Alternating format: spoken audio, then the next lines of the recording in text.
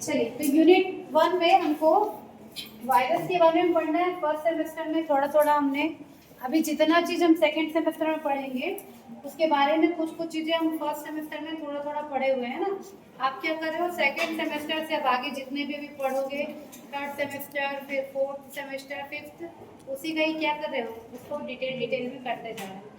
ठीक, तो हम लोग वायरस से शुरू करें, फिर हमको बैक्टीरिया पढ़ना है, फिर उसके बाद प्लांट के जितने भी फॉर्म्स हैं, जैसे आपका algae, fungi, bryophyta, pteridophyta, gymnosperm, angiosperm fourth same में पढ़ोगे बहुत कुछ, इसका थर्ड सेम में पढ़ोगे, बाकी को अभी सेकेंड सेम में। ठीक, जैसे फर्स्ट यूनिट आपको दिया हुआ है वायरस।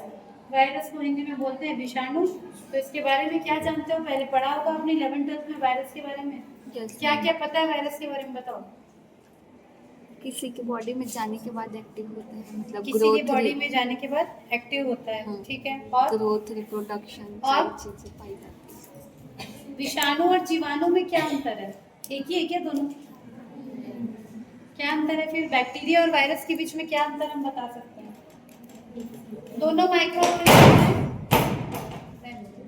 दोनों माइक्रो ऑर्गेनिज्म है, ये पता है, सूक्ष्म जीव है। ठीक है, फिर और क्या अंतर हो सकता है सूक्ष्म जीव में?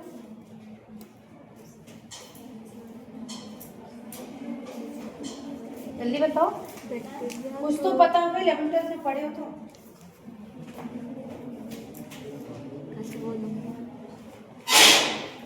जल्दी, इतना टाइम लगता है?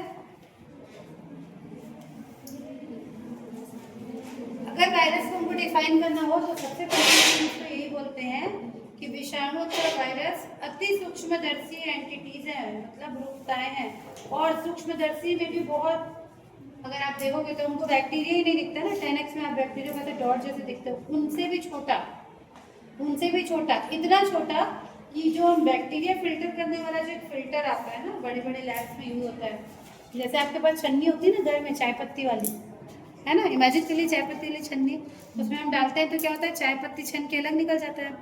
वैसे बैक्टीरिया को छानने का भी फिल्टर होता है, बैक्टीरिया को छानने का भी फिल्टर होता है। उसका शेप थोड़ा थोड़ा कैसा दिखता है, तो आपने वो देखा होगा जो छोटा सा छन्नी टाइप का जो नल के मुंह पे लगाते हैं, इतना सा ऐसे रहता है ना, नल के मुंह में ही ऐसा अटक जाता है पानी को छानने के लिए। इसी टाइप से आता है बैक्टीरिया को छानने का, लैब में यूज होता है। जिस लैब में बैक्टीरिया के ऊपर काम करते हैं वहाँ ये पूरा स्टेरलाइज फॉर्म में ऐसे पैकेट में आता है। और अगर आपको आपने कोई मीडिया बनाया है, कोई लैब में बनाया हुआ है, आपको छानना है कि उसमें बैक्टीरिया है कि नहीं करके, तो आप इसमें से उसको डालेंगे। अगर बैक्टीरिया होगा तो बैक्टीरिया यहाँ पर छन के रह जाएगा, तो जो कितना छोटा बैक्टीरिया है उसको ये जो छन्नी है, ये फिल्टर है, ये क्या कर सकता है, छान सकता है। जब वायरस की खोज की गई थी तो ये देखा गया था कि इस बैक्टीरिया को छानने वाली छन्नी से भी वो क्या हो सकता है, गुजर सकता है। कौन? वायरस। तो वो और छोटा है, बैक्टीरिया से भी ज़्यादा छोटा वायरस है।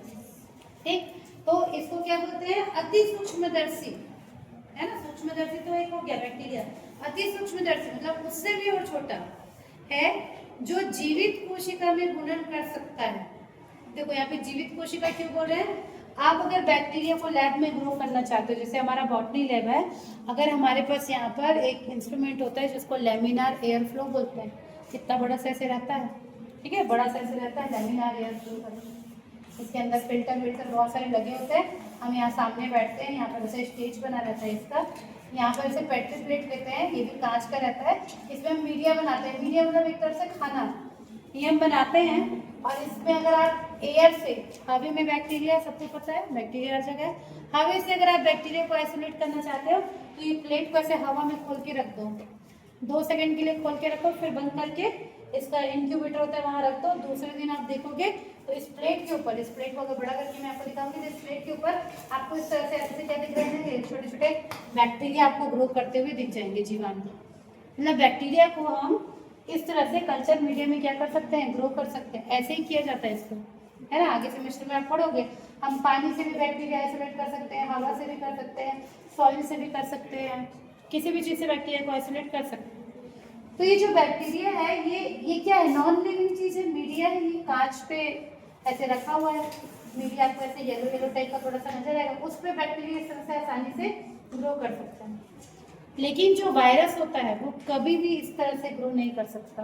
उसको ग्रो करने के लिए हमें से क्या चाहिए, लिविंग बॉडी, मतलब जिंदा कोशिकाओं में वो क्या कर सकता है, अपना गुणन कर सकता है। इस तरह से बाहर हम उसको लैब में ग्रो नहीं कर सकते। तो ये उनकी एकदम खास प्रॉपर्टी है। इसी को लिखा है कि वो अति सूक्ष्मदर्शी है और जीवित कोशिका में गुणन कर सकता है और उनमें रोग उत्पन्न करने की क्षमता होती है। बहुत सारे वो रोग करता है, इसीलिए हम उसको पढ़ रहे हैं। मान के चलो अगर वो ऐसा रहता कि कुछ नहीं करता तो वो हमारे लिए जरूरी भी नहीं होता। हमको पढ़ना उसको जरूरी क्यों है, क्योंकि इतने छोटे होने के बाद भी उनके पास इतनी क्षमता है, भगवान ने उनको इतना पावरफुल बनाया है कि वो बड़े बड़े बीमारियां करता है, ह्यूमन में भी, एनिमल में भी और पौधों में भी।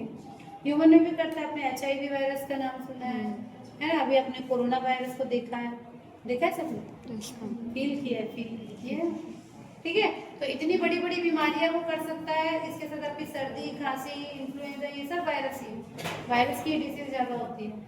वैसे ही पौधों के ऊपर भी वायरस की डिसीज बहुत ज्यादा होती है। पौधों को ज्यादातर फंगल डिसीज होता है ज्यादा, लेकिन उनको वायरस का भी अटैक होता है। आलू पे बहुत ज्यादा होता है, अभी देखेंगे थोड़ा सा हिस्ट्री, ठीक है। तो इनमें क्या होती है, 3 पॉइंट इनके क्या इंपॉर्टेंट पॉइंट हो गए, क्या क्या बताइए। सबसे पहला अति सूक्ष्मदर्शी, बहुत छोटी छोटी एंटाइटी होती है। दूसरा जीवित कोशिकाओं में क्या करती है, गुणन करती है, मल्टीप्लिकेशन करती है। और तीसरा रोग उत्पन्न करने की क्षमता होती है, ठीक है। अर्थात ये पूर्ण अंतर कोशिकीय परजीवी, इनको ऑब्लिगेट इंट्रासेलुलर पैरासाइट की तरह कार्य करते हैं। पैरासाइट मतलब परजीवी, मतलब जो किसी दूसरे सेल पे जाकर रहता है, ठीक है। तो जीव विज्ञान की वह शाखा जिसके अंतर्गत हम वायरस के बारे में स्टडी करते हैं उसको वायरोलॉजी कहते हैं। वायरोलॉजी, वायरस के बारे में स्टडी क्या कहलाती है, वायरोलॉजी। ऑब्जेक्टिव में पूछता है इससे, ठीक है। वायरोलॉजी, वायरोलॉजी मतलब वायरस के बारे में स्टडी, और जो साइंटिस्ट इस पे काम करते हैं उनको वायरोलॉजिस्ट कहा जाता है, ठीक है। वायरोलॉजिस्ट, जो बहुत सारे ऐसे लैब हैं हमारे पास इंडिया में जहाँ पे सिर्फ और सिर्फ वायरस के ऊपर काम होता है, तो फिर जो काम करते हैं उनको वायरोलॉजिस्ट, विषाणु वैज्ञानिक कहेंगे हिंदी में, ठीक है। चलिए अब इसकी थोड़ी सी हिस्ट्री देख लेते हैं, कब कब क्या क्या हुआ। बहुत पुराने समय से वायरस के बारे में लोगों को पता है, लेकिन एक्चुअल में नहीं पता था कि ये वायरस होता है। मतलब उनको समझ आती थी कि बीमारी हो रही है, पर वो कभी ढूंढ ही नहीं पाती थी कि किस वजह से बीमारी हो रही है, ठीक है। तो ऐतिहासिक दृष्टि से चाइना में, मतलब चीन ही आता है सबसे पहले, ठीक है। चाइना में ईसा से 10वीं शताब्दी पूर्व मनुष्य में विषाणु से उत्पन्न चेचक, मतलब स्मॉल पॉक्स रोग को देखा गया। स्मॉल, ठीक है, स्मॉल पॉक्स, चेचक का रोग देखा गया था। चेचक भी वायरस से होता है, ठीक है। तो इनमें देखा गया था कि ऐसा कुछ रोग होता है, लेकिन ये रोग कौन कर रहा है, कैसे कर रहा है, ये सब पहले नहीं पता चल पाता था, ठीक है। तो इसका वर्णन किया गया है बहुत पूर्व, मतलब ईसा से 10वीं शताब्दी पूर्व, बहुत पुरानी बात है। और उसके अलावा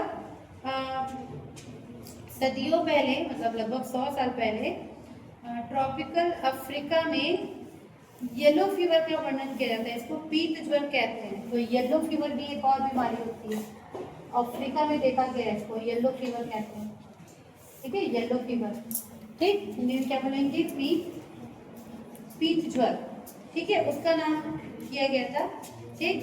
तो मतलब ये ऐसे वायरस वाले रोग हैं जो बहुत पुराने समय से है, लेकिन किस वजह से हो रहे हैं ये साइंटिस्ट लोगों को नहीं पता था, ठीक। इसके अलावा एक साइंटिस्ट थे जिनका नाम था कैरोलस क्लूसियस। इन्होंने 1576 में ट्यूलिप का जो फूल होता है, ट्यूलिप का जो फूल होता है, उसमें एक अलग टाइप का बीमारी देखा जिसमें वो फूल थोड़ा चितकबरा हो गया है ना, ठीक है। उस रोग के बारे में बताया, और वो रोग भी किसके द्वारा होता है, विषाणु के द्वारा। ये तो ह्यूमन को होने वाले रोग हो गए, स्मॉल पॉक्स भी ह्यूमन को होता है, येलो फीवर भी ह्यूमन को होता है। पौधों में ट्यूलिप के पौधे में एक साइंटिस्ट ने देखा, ट्यूलिप का पौधा होता है, आप डाल के देखना, उसमें दिखेगा, अलग अलग कलर के होते हैं, ये 2-3 कलर के आते हैं। तो ट्यूलिप के पौधे अचानक से चितकबरे होने लग गए, मतलब उसका कलर थोड़ा अजीब होने लग गया। तो उस समय भी देखा गया कि इसको कुछ बीमारी लगी, लेकिन क्या हुआ है ये किसी को नहीं पता था, ठीक है। इसके अलावा ये कब की बात है, 1576 में एक साइंटिस्ट ने ऐसा देखा कि कुछ तो हो रहा है इस पौधे में। उसके बाद एक सन आया जिसमें 1715 में जैस्मिन के उसमें देखा गया, जैस्मिन, जैस्मीन जानते हैं, बेला, बेल बोलते हैं क्या, बेला, जैस्मीन को क्या बोलते हैं, चमेली, इसमें बेला लिखा है ना। तो जैस्मीन के पौधे में फ्लोरोसिस देखा गया, मतलब हरी मारेगा, मतलब उनकी जो पत्ती है, ऐसे करके जो पत्ती होगी उसमें कहीं कहीं पर से इसका जो हरा कलर है वो गायब हो गया था, है ना। तो साइंटिस्ट ऐसे लगातार कुछ कुछ कुछ देखते रहते हैं, ऑब्जर्व किए, है ना। तो दो हमने ह्यूमन को देख लिया और दो हमने पौधे का, मतलब फ्लावर और पौधे में देख लिया। तो इस तरह से देखा, ठीक है। तो उस समय इस प्रकार के दोनों रोगों को इन्फेक्शियस मतलब संक्रामक पाया गया, मतलब सबको पता चला कि बीमारी है, लेकिन क्यों हो रही है ये नहीं पता। उसके बाद लगभग 30 वर्षों के बाद आलू के पौधे की पत्तियों में एक विचित्र रोग देखा गया, जिसमें पत्तियां क्या होने लगे, मुड़न मतलब रोलिंग रोग के लक्षण प्रकट करती थी। आलू में फिर देखा गया, आलू जो हुआ उसकी पत्ती जो ऐसे ऐसे रहनी चाहिए, वो कैसे ऐसे कर्लिंग कर्ल, पत्ती अगर मुड़ जाएगी तो क्या नुकसान होगा, क्या होगा, फोटोसिंथेसिस ठीक से नहीं कर पाएगा। पत्ती जितने अच्छे से ऐसे खुली रहती है उतने अच्छे से उसको सनलाइट मिलता है, उतने अच्छे से उसमें फोटोसिंथेसिस होता है। तो अभी जब हम लोग रोग वाला पढ़ेंगे, इसी का ही फर्स्ट या सेकंड चैप्टर में आएगा, बहुत सारे आपको उसके नाम याद करने कि कौन से वायरस से या कौन से फंगस से कौन सा रोग होता है। तो उसका जब सिम्टम्स देखेंगे, लक्षण देखेंगे, तो ये हमेशा मिलता है। पत्तियां कैसे होती हैं, ऐसे मुड़ने लगती है, ये भी एक तरह का क्या है, रोग है। तो ये आलू के पौधे में देखा गया, ठीक। और वैज्ञानिकों ने ये भी देखा कि आलू रोग, यह रोग आलू के कंदों में कायिक प्रजनन में ट्रांसमिशन द्वारा फैलता है, मतलब ये रोग जो है वो एक दूसरे में क्या होता है, फैलता भी है, ठीक। उसके बाद 1886 में, देखो अभी तक कुछ भी नहीं पता है, फिर कौन सा समय आया, 1886, ठीक। तो 1886 में हॉलैंड के एक जर्मन साइंटिस्ट थे एफोल्ड मेयर, उन्होंने पादप विषाणु मतलब प्लांट वायरस के बारे में थोड़ा सा उनको नॉलेज होना शुरू हुआ। तो उन्होंने किसमें देखा, उन्होंने मेयर ने तंबाकू के पौधे की पत्तियों में उत्पन्न एक चितकबरे रोग का वर्णन किया, जिसे उन्होंने मेजाइक क्रांकीट ऐसा नाम दिया था, मोज़ेक बोलेंगे उसको हम लोग। और अपने प्रयोग के बाद ये बताया कि तंबाकू मोज़ेक रोग से रोगग्रस्त पत्तियों के रस को तंबाकू के स्वस्थ पत्तियों के मध्य सिरे से अगर रगड़ दिया जाए तो यह विषाणु रोग संचारित हो जाता है। तो देखो इन्होंने क्या किया, ये नाम आपको अभी याद रखना पड़ेगा, मेयर करके साइंटिस्ट थे, मेयर, इन्होंने किस पे काम किया, टोबैको मोज़ेक वायरस पे काम किया। टोबैको मोज़ेक वायरस का हमको थोड़ा डिटेल में पढ़ना है, ठीक है। Tobacco mosaic virus, first time कोई वायरस को पहचाना गया था वो यही वायरस। टोबैको मतलब तंबाकू के पौधे में मोज़ेक डिसीज ये करता है, मतलब उनकी पत्तियों के ऊपर, ठीक। तो इस वायरस को ये नाम दिया गया क्या, टोबैको मोज़ेक वायरस। इसका स्ट्रक्चर भी देखेंगे, आपने देखा भी होगा, ऐसे वाला बनता है, ऐसे ऐसे, ठीक है, लंबा ये वायरस इस सेट का रहता है, ठीक। तो उस समय उनको भी नहीं पता था कि ये क्या चीज़ है, पर उन्होंने देखा कि कुछ तो ऐसा चीज़ है, मान लीजिए ये एक तंबाकू का पौधा है, इसकी पत्तियों में ये वाला जो बीमारी है वो दिख रहा है। तो उन्होंने एक्सपेरिमेंट किया कि इस पत्ते को यहाँ से तोड़ा और इसके रस को निकाल के जब उन्होंने इस तरह से स्वस्थ पौधे के ऊपर, ये जो पौधा है इसके ये जो मीट सिरा है, इसके रस को निचोड़ के जब इसके ऊपर डाला, उसके ऊपर रगड़ दिया, तो ये देखा कि 8-10 दिन बाद ये वाला जो पौधा है ये भी इससे क्या हो गया, रोगग्रस्त हो गया। उन्होंने अपने एक्सपेरिमेंट में बताया कि ये जो भी चीज़ें ये क्या होता है, एक से दूसरे में पूरी तरह से फैल रहा है, ठीक है। तो हालांकि मेयर ने पत्ती के रोगग्रस्त ऊतकों से किसी भी प्रकार के जीवाणु अथवा कवक को पृथक नहीं कर पाए थे। फिर उन्होंने देखा कि इस पत्ते में ऐसा क्या चीज होगा जिसको अगर मैं यहाँ रगड़ रहा हूँ तो इसको भी इन्फेक्शन हो रहा है। उन्हें पत्ती को पूरा आइसोलेट किया होगा, लेकिन उनको कुछ भी ऐसा नहीं मिल पाया क्योंकि वायरस बहुत छोटे होते थे, तो उनको ऐसा कुछ नहीं मिला कि क्यों हो रहा है, ठीक है। उसके बाद क्या हुआ देखिए, उसके बाद एक और साइंटिस्ट थे हॉलैंड के, जिनका नाम था बेंजेरिक। उन्होंने बताया कि अदृश्य फिल्ट्रेट संक्रामक द्रव, मतलब उन्होंने उसको इन्फेक्शियस फ्लूइड नाम दिया, जो कि एक जीवित पदार्थ है जिसे उन्होंने कॉन्टेजियम वाइबम फ्लूइडियम कहा। मतलब उन्होंने क्या बोला कि इसके अंदर कुछ तो ऐसा जीवित पदार्थ है जो क्या कर रहा है, एक से दूसरे में रोग को फैला रहा है। तो उन्होंने ये इसको लंबा सा नाम दिया था जिसका नाम था कॉन्टेजियम वाइबम फ्लूइडियम। फ्लूइड मतलब कुछ फ्लूइड समझते हो, तरल पदार्थ, कॉन्टेजियम मतलब जो एक जगह से दूसरे जगह पे क्या कर रहा है, कंटेजियस है मतलब बीमारी फैला सकता है। और वायरस नाम ने देखिए वाइवम कहा था, ये उन्होंने नाम दिया था, ठीक है। और उसी के बाद वायरस विषाणु शब्द का उद्गम लैटिन भाषा के वेरियन शब्द से हुआ है, मतलब लैटिन भाषा में इसको वेरियन कहा गया, वहीं से हमारा वायरस बना। और इसका मतलब होता है, मतलब अगर हम इसको इंग्लिश में देखें तो इसका मतलब होता है पॉइजन, मतलब विष। तो शुरू में जब वायरस को देखा गया तो ये बीमारी करता था, तो इसको क्या नाम दिया गया, एक टाइप से विष है, ये जहर है, ठीक है। उसके बाद फिर बहुत सारे इसमें फिर एक्सपेरिमेंट हुए, बहुत सारे साइंटिस्ट के यहाँ पे नाम दिए हुए, जैसे कि एक प्रसिद्ध वनस्पति शास्त्री थे जिनका नाम था इवेनोवस्की। 1892 में उन्होंने बताया कि तंबाकू के चितकबरा रोग से रोगग्रस्त पौधे के रस में रोग संक्रमता बैक्टीरियल प्रूफ फिल्टर द्वारा छानने के बाद भी बना रहता है। तो इन्होंने छान के बताया कि इसमें कोई ऐसा चीज़ है जो बैक्टीरिया के फिल्टर से भी छन जाता है, ठीक है। उसके बाद 1932 में देखो 1932 है ना, 1932 में जब इलेक्ट्रॉन सूक्ष्मदर्शी का आविष्कार हुआ, उसके पहले जो सूक्ष्मदर्शी थे नॉर्मल वाले थे, तो उससे तो कुछ दिखता ही नहीं था। जब 1932 में इलेक्ट्रॉन सूक्ष्मदर्शी का आविष्कार हुआ तब विषाणुओं के कणों को देखना संभव हो पाया। तब साइंटिस्ट लोगों को पता चला, जो हम इतने दिन से खोज रहे हैं कि कुछ तो चीज़ है जो बीमारी करता है, वो इतना छोटा चीज़ है। और तब उनको पता चला कि ये इतने छोटे छोटे ड्रॉप के मतलब एकदम कण के रूप में होता है। इसी समय अमेरिका के WM स्टैनले नाम के साइंटिस्ट ने तंबाकू के रोगग्रस्त पौधे के रस में अमोनियम सल्फेट मिलाकर इस विषाणु को क्या किया, क्रिस्टल के रूप में प्राप्त किया। तो टोबैको मोज़ेक वायरस ही वो पहला वायरस है जिसको आइसोलेट किया गया था, किस फॉर्म में, छोटे छोटे क्रिस्टल के फॉर्म में।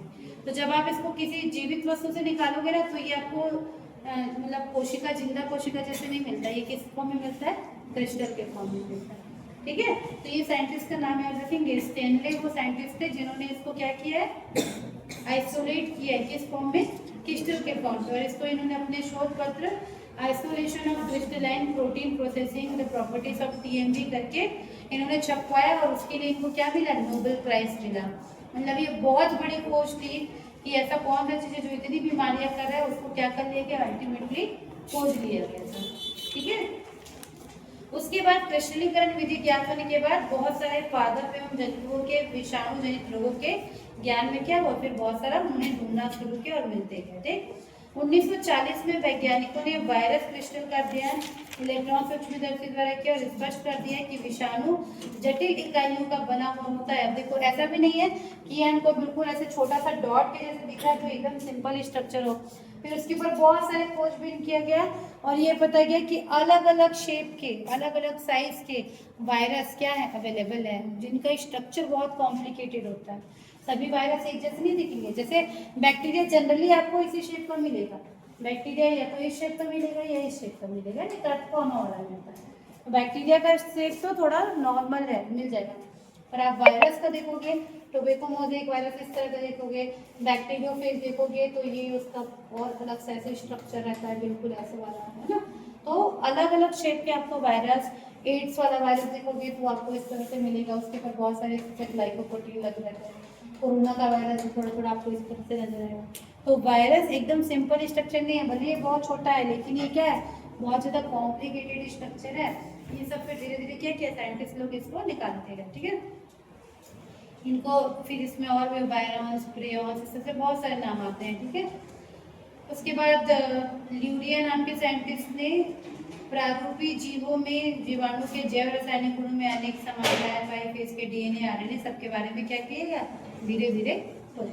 तो ये पूरी इसकी क्या है, हिस्ट्री है। तो जो जो साइंटिस्ट के नाम इम्पॉर्टेंट है, जैसे मेयर हो गया, स्टैनली हो गया, ये आपको याद रखना पड़ेगा, ऑब्जेक्टिव भी हो सकता है, ठीक। चलिए अब इसको डिफाइन कैसे कर सकते हैं, तो बहुत सारे साइंटिस्ट ने अलग अलग तरह से डिफाइन किया है। जैसे ग्रीन नाम के साइंटिस्ट ने तो कहा है कि जीवन की विशिष्ट माने जाने वाली प्रजनन गुण दिखाने वाली सबसे छोटी इकाई, उसको इस तरह से डिफाइन किया है, ठीक है। उसके अलावा उप सूक्ष्म इकाइयों के रूप में परिभाषित किया है जो विशिष्ट जीवित कोशिकाओं में प्रवेश करने और केवल ऐसी कोशिकाओं के अंदर प्रजनन करने में सक्षम है। इस तरह से 2-3 यहाँ पर डेफिनेशन इन्होंने बताए हुए हैं। आप एक डेफिनेशन को क्या कर सकते हैं, याद तो रखें। ठीक है, अब इनका ओरिजिन कैसे हुआ होगा, वायरस कहाँ से इस दुनिया में आया होगा, कहाँ से आए होंगे वायरस, वो पढ़े हो जूलॉजी में मिलर और यूरी का एक्सपेरिमेंट, वहीं से सारी चीजों की उत्पत्ति को जोड़ा जाता है। जैसे यहाँ पे दिया हुआ है, एक प्रसिद्ध वैज्ञानिक थे AI ऑपेरिन, ऑपेरिन का पढ़े हो गया कुछ है ना, उनके अनुसार जैव विकास प्रक्रम में आदि सागर मतलब प्रिमिटिव सी के जल में अनेक कार्बनिक पदार्थों के अणु उबलते रहे होंगे। इन कार्बनिक अणुओं के परस्पर संयोजन से अनेक कार्बोहाइड्रेट, वसा और प्रोटीन का निर्माण हुआ और इन्हीं यौगिकों के परस्पर निश्चित अनुपात में संयोजन के फलस्वरूप जीवन की उत्पत्ति हुई। अनुमानतः प्रोटीन्स के अणु पानी में कोलॉइड फॉर्म में उपस्थित रहे होंगे और कोलॉइड सॉल्यूशन में उपस्थित इन प्रोटीन्स के अणु ने परस्पर मिलकर एक जटिल इकाई का निर्माण किया होगा जो जीवित और अजीवित के बीच की कड़ी बताई होगी और इसी से विषाणु का निर्माण हुआ होगा। किसी को नहीं पता एग्जैक्ट, लेकिन एक ऐसा जो थ्योरी देते हैं ना कि कहाँ से आया होगा, तो जैसा पहले वाले जो एक्सपेरिमेंट हुए होंगे ऑपेरिन के, यूरे के, तो उसी में ये माना गया कि बहुत सारे जो प्रोटीन्स हैं वो आपस में आके ऐसे जुड़े होंगे, एक आध उसके अंदर DNA या RNA चले गया होगा और इस तरह से इनका क्या हुआ है, निर्माण हुआ है। इसके विपरीत बहुत सारी थ्योरीज रहती है ना, किसी को भी फुल्ली एक्सेप्ट नहीं किया, किसी को नहीं पता कि बहुत साल पहले वायरस कैसे है, ठीक है। इसके विपरीत विषाणु का उद्गम उच्च सूक्ष्मदर्शियों से हुआ है, ये भी बताया जाता है, जिसमें जीवन चक्र पूर्ण करने की क्षमता नहीं होती और ये स्वतंत्र परजीवी जीवन व्यतीत न करके जीवित परपोषियों में जीवन व्यतीत करता है। तो इसके ये नहीं पूछेगा आपको विषाणु कहाँ से आए, ये नहीं पूछेगा, पर इस तरह से कुछ कुछ थ्योरी दी गई है कि हो सकता हो ये ऐसा बना हो सकता हो ऐसा बना, ठीक है। चलिए इंपॉर्टेंट पॉइंट पे आते हैं, जो है जनरल कैरेक्टरिस्टिक्स। जनरल कैरेक्टरिस्टिक्स क्या क्या हो सकता है, इसको पूछ सकता है ना 4 नंबर में और 10 नंबर में कि वायरस के जनरल कैरेक्टरिस्टिक के बारे में बताइए। जनरल कैरेक्टरिस्टिक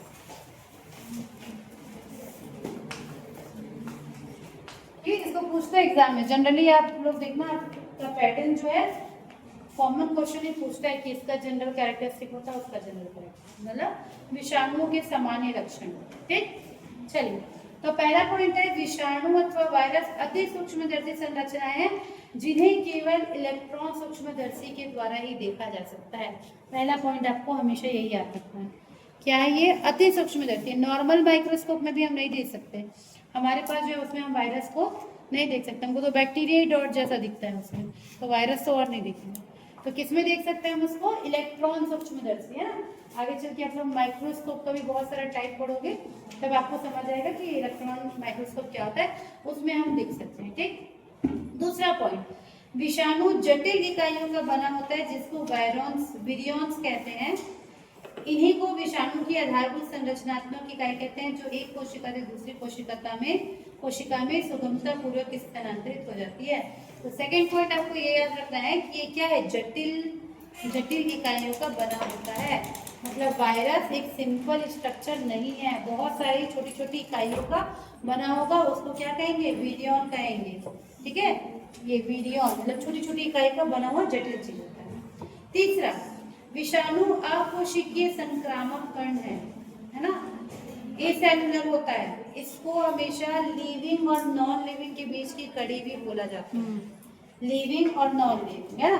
क्योंकि देखो अगर ये किसी कोशिका के अंदर है, अगर ये किसी प्लांट सेल के अंदर है, तो ये जीवित है ना, जीवित है। जीवित क्यों बोलेंगे हम इसको, किसी भी चीज को जीवित क्यों बोलते हैं, ग्रोथ होता है, डेवलप, क्योंकि हमारे में ग्रोथ हो रहा है ना, थोड़े थोड़े कुछ ना कुछ आप मूवमेंट कर रहे हो, आपके अंदर ग्रोथ हो रहा है। तो जब ये किसी सेल के अंदर रहते हैं, तो मान लीजिए एक कोशिका के अंदर है इस तरह से, तो ये ग्रो करके दूसरे तीसरे सब तरफ फैलेंगे, तो इसको जीवित बोलते हैं। दूसरा, अगर आप इसको निकाल लोगे तो ये क्रिस्टल फॉर्म में आपको मिलेगा, है ना, क्रिस्टल फॉर्म में मिलेगा, जो कि नॉन लिविंग है। ये लिविंग है, ये नॉन लिविंग है। तो वायरस इनके बीच की कड़ी है, मतलब वो एक समय पे नॉन लिविंग के फॉर्म में भी रह सकता है और दूसरे समय पे लिविंग के फॉर्म में भी रह सकता है ना। ये हमने एक्सपीरियंस किया हुआ है, किस टाइम पे, कोविड के टाइम पे हम कोई भी चीज को हाथ से ऐसे डायरेक्ट क्यों नहीं छूते थे। आप लोग उस समय देखे होंगे कि हैंडल वगैरह को हाथ से मत छू, ये ग्लव्स पहन के, क्योंकि अगर कोई जो कोविड से इन्फेक्टेड पर्सन है अगर उसने छिप दिया है यहाँ पर या हैंडल पर और आपने उसको छू लिया तो वो वायरस वहीं का वहीं बने रहेगा। ऐसा नहीं कि वो स्टील या उसके ऊपर पड़ा है तो वो मर जाएगा, नहीं, वो वहाँ पड़ा रहेगा। और जब आप उसको हाथ लगाओगे तो आपके भी अंदर मुंह में लगाए वगाए तो अंदर चले जाएगा। ठीक है, तो इस तरह से जीवित और अजीवित के बीच की क्या होती है, कड़ी होती है। विषाणु का आकार मतलब उसका माप जीवाणुओं की तुलना में बहुत कम होता है। इन्हें जीवाणु फिल्टर, बैक्टीरिया फिल्टर द्वारा पृथक नहीं किया जा सकता। तो बैक्टीरिया के कंपैरिजन में वायरस बहुत छोटे होते हैं, उनसे कई गुना छोटे होते हैं। ठीक है, उसके बाद मवेशियों के पैर एवं मुख रोग का विषाणु, आपने सुना होगा गाय और ये सब में होता है फुट एंड माउथ डिसीज करके, आपने पहले पढ़ा है ना, जूलॉजी में पढ़ोगे आप, इसको बोलते हैं फुट एंड माउथ डिसीज, है ना। जनरली ये इसको होता है मवेशियों को, मतलब इस तरह के प्रजाति गाय बैल वो बकरी से, ठीक है। तो इनमें जो होता है पैर और मुख रोग का विषाणु, ये सबसे छोटा होता है 10 nm का, ठीक है। और सबसे छोटा जो पादप विषाणु है, पौधे वाला याद रखो कि इसको पूछ सकता है, वो होता है आपका अल्फा मोज़ेक वायरस, 17 नैनोमीटर का होता है। अल्फा मोज़ेक वायरस 17 nm का होता है। क्या नाम है? अल्फा एक प्लांट है, हल्का कम ले अल्फा एक प्लांट है, तो अल्फा मोज़ेक वायरस इसमें होता है, मोज़ेक है सबसे छोटा वायरस 17 nm प्लांट के लिए, और एनिमल के लिए 10 nm का, जो मवेशियों में क्या करता है, फुट एंड माउथ डिसीज करता है। ठीक, तो ये बहुत छोटे छोटे। ठीक, उसके बाद विषाणुओं की आकृति गोलाकार, घनाकार, दीर्घित, क्षणनुमा, कुंडलित या टैडपोल, बहुत सारे शेप में आपको देखने को मिलेगा। आगे देखेंगे स्ट्रक्चर, गोल शेप का भी होता है, बताई थी ना, गोल शेप का भी होता है। ये बैक्टीरियोफेज होता है, इसका तो अलग ही शेप होता है। जो आपका टोबैको मोज़ेक वायरस है वो इस तरह से रॉड शेप का होता है। इसके अलावा जो इसका हेड होता है इसको पॉलीहेड्रल, बहुत सारे नाम होते हैं, आइकोसाहेड्रल, मतलब अलग अलग एनिमल टाइप के इनके शेप होते हैं। तो बहुत सारे अलग अलग टाइप के शेप में हमको ये देखने को मिलता है। ठीक है,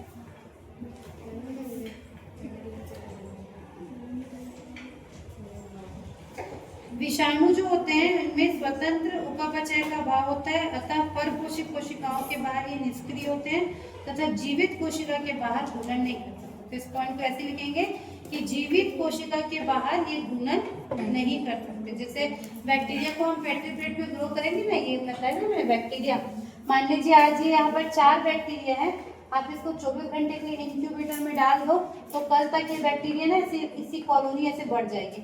फिर 4 दिन छोड़ दो तो ये पूरा ऐसे बैक्टीरिया फैल जाएगा, मतलब क्या कर रहा है वो इसके ऊपर ग्रो कर रहा है। वायरस कभी भी बाहर ग्रो नहीं कर सकता, ये हमेशा जीवित सेल के अंदर ही क्या करेगा, ग्रो करेगा। ठीक, उसके बाद देखिए विषाणुओं की संरचना अत्यधिक सरल होती है। देखो स्ट्रक्चर नहीं, इनका क्या बोलेंगे, आकृति अलग अलग है, संरचना सरल होती है। मतलब क्या के बने होते हैं, ये सब न्यूक्लियो प्रोटीन के बने होते हैं। इनमें न्यूक्लिक अम्ल आरएनए अथवा डीएनए का केंद्रीय भाग होता है जो प्रोटीन आवरण से ढका होता है। मतलब हर एक वायरस सिर्फ 2 ही चीज का बना होगा, हर एक वायरस सिर्फ 2 ही चीज का बना होगा। क्या 2 चीज? पहला चीज या तो उनके अंदर डीएनए मिलेगा या उनके अंदर आरएनए मिलेगा, दोनों में से कोई एक चीज मिलेगा, है ना। ये क्या है, जेनेटिक मटेरियल है। जैसे हमारे अंदर क्या मिलता है, डीएनए मिलता है, प्लांट में भी डीएनए मिलता है, मोस्ट ऑफ द वायरस के अंदर आपको आरएनए देखने को मिलेगा। तो 2 ही चीज का ये वायरस बना होता है, या तो डीएनए होगा या तो आरएनए होगा, और दूसरा उसको कवर करता हुआ क्या मिलेगा, प्रोटीन मिलेगा। मान लीजिए आप एक ऐसे सिंपल वायरस को देख रहे हैं, आपको कोरोना वायरस ही देख लो, तो इसके अंदर इसका इस तरह से आरएनए, फिर आरएनए इसका भी 2 टाइप होगा ना, डीएनए भी हो सकता है तो डबल स्टैंडर्ड भी हो सकता है, सिंगल स्टैंडर्ड भी हो सकता है। आरएनए भी आपका डबल स्टैंडर्ड भी हो सकता है, सिंगल स्टैंडर्ड भी हो सकता है ना, 4 टाइप के हो सकते हैं।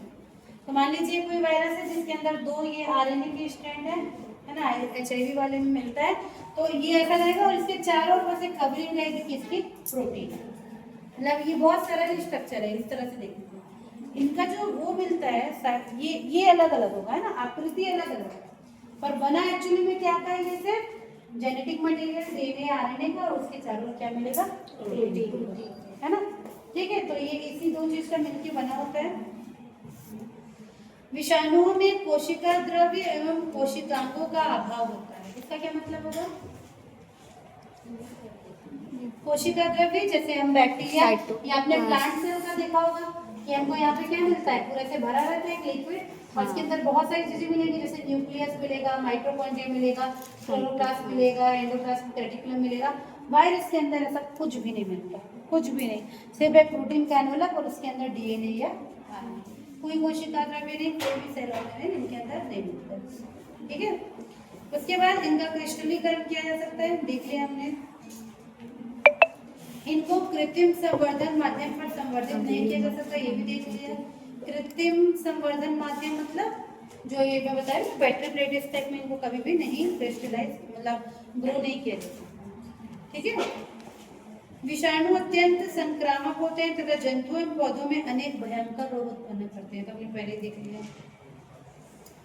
विषाणुओं में परपोषी विशिष्टता मतलब होस्ट स्पेसिफिसिटी पाई जाती है, अर्थात प्रत्येक विषाणु अपने विशिष्ट परपोषी में ही लाक्षणिक लक्षण उत्पन्न करता है। ऐसा नहीं कि वायरस कहीं भी पहुंच जाए तो वो इन्फेक्ट करेगा ही, उनका होस्ट पर्टिकुलर होता है। जैसे टोबैको मोज़ेक वायरस अगर है तो वो टोबैको के प्लांट को ही क्या करेगा, इन्फेक्ट करेगा। मतलब उनका कुछ रेंज होगा, ऐसा नहीं कि एक ही कोई करेगा, बाकी किसी को भी कर दे ऐसा नहीं होगा। जो वायरस आपको सर्दी खांसी करते हैं वही वायरस ही सर्दी खांसी करेगी, है सबको, मतलब उनका विशिष्ट होता है जो वो होगा लक्षण जो वो देते हैं। ठीक है, उससे इनको पहचाना जाता है। प्रतिजैविकों का विषाणुओं पर कोई प्रभाव नहीं पड़ता। जैसे बैक्टीरियल डिसीज किसी को हुआ है तो एंटीबायोटिक देने पे वो खत्म हो जाता है, वायरस के ऊपर उसका ज्यादा असर नहीं होता। ठीक है, विषाणुओं में वृद्धि एवं विभाजन की क्षमता नहीं पाई जाती, ये अपना नंबर नहीं बढ़ा सकते।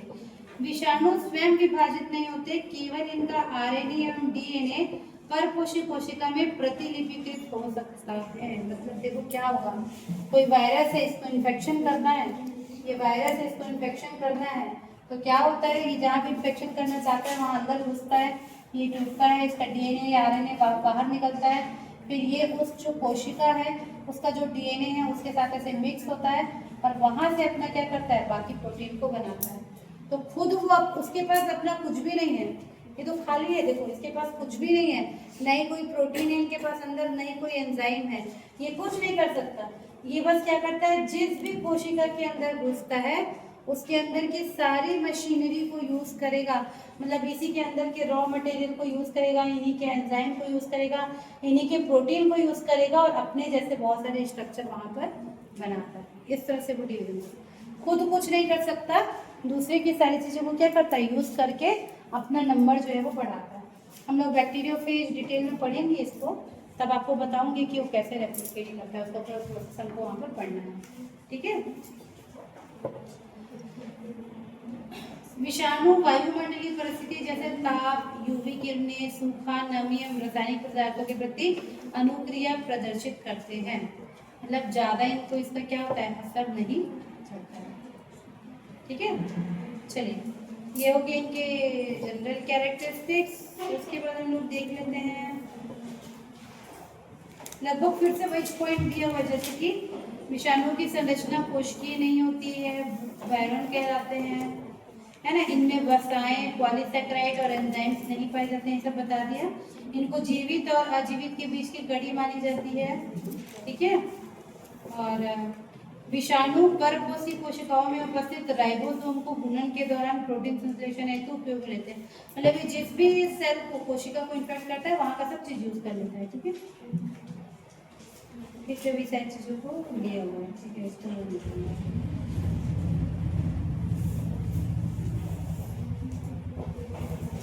अगर मैं पूछूं विषाणुओं के जैविक गुण क्या क्या होने चाहिए तो क्या बताएंगे? विषाणुओं के जैविक गुण, हम उनको किस आधार पर जीवित कह रहे हैं?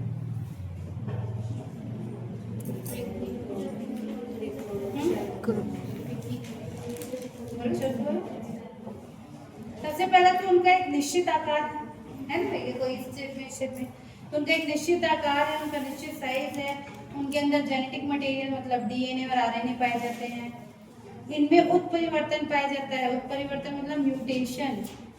वायरस को डील कर पाना इसीलिए इतना मुश्किल है क्योंकि उसमें बहुत म्यूटेशन होता है। कोविड इतना लंबा समय क्यों चला? एक ही वायरस रहता तो कब खत्म हो जाता। उनके अंदर बहुत म्यूटेशन होते हैं। मतलब आप एक वायरस आपने आज आइडेंटिफाई कर लिया, उसके अगेंस्ट आपने वैक्सीन बनाया, वो कुछ समय बाद म्यूटेट होकर दूसरा वायरस बन जाएगा। मतलब अपने अंदर वो कुछ ना कुछ चेंज कर लेता है, तो फिर आपको उसके आधार पर फिर दूसरा वैक्सीन बनाना पड़ता है। इसलिए तो इसके ऊपर काम कर पाना बहुत मुश्किल होता है ना। तो ये बहुत उत्परिवर्तन या म्यूटेशन करता है। ये जीवित कोशिका के अंदर गुणन कर सकता है, ठीक है, और ये रोग उत्पन्न करता है। ये परपोषी होते हैं, इसलिए क्या बोलेंगे हम इनको? ये जीवित है। इनके निर्जीव गुण क्या क्या है? किस आधार पे हम इनको निर्जीव बोल रहे हैं? हम इनको क्यों निर्जीव बोल सकते हैं? हाँ, क्योंकि ये देख, पहला पॉइंट, इनको क्रिस्टल के फॉर्म में लिया जा सकता है। जीवित मतलब पूरे जो है इनको क्रिस्टल में नहीं ले सकते। ये नॉन लिविंग प्रॉपर्टी है कि इनका क्रिस्टलीकरण किया जा सकता है। दूसरा, इनमें श्वसन क्रिया नहीं पाई जाती, कहीं भी आपको इनमें रेस्पिरेशन देखने को नहीं मिलेगा, ठीक है। तीसरा, ये होस्ट के बाहर निष्क्रिय होते हैं। इनमें कोशिका वृद्धि, कोशिका कला, कोशिका द्रव, ये सब कुछ भी नहीं पाया जाता। इनमें मेटाबॉलिक प्रोसेस मतलब उपापचयी क्रियाएं नहीं पाई जाती, ठीक है। तो इन सब के आधार पे हम क्या बोलते हैं? निर्जीव, है ना। एक साइंटिस्ट थे, उन्होंने इसको कहा था, उनके अनुसार, उनका नाम एंड्रे लॉफ, उनके अनुसार विषाणु एक विषाणु होता है, यह न तो जीवित है और न ही निर्जीव, अपितु इन दोनों के बीच की कड़ी है, ठीक है। तो साइंटिस्ट अपने इस तरह से इसको डिफाइन करते हैं, ठीक। अब अगले क्लास में हम लोग इसके कुछ जनरल कैरेक्टर्स और डिटेल में देखेंगे, एंड मतलब क्या क्या बना हुआ, इनका क्लासिफिकेशन कैसे होता है, इसको देखेंगे। फिर हमको टीएमवी और बैक्टीरियोफेज को थोड़ा सा डिटेल में पढ़ना है, ठीक है। चलो, कल आगे का इसको पढ़ेंगे।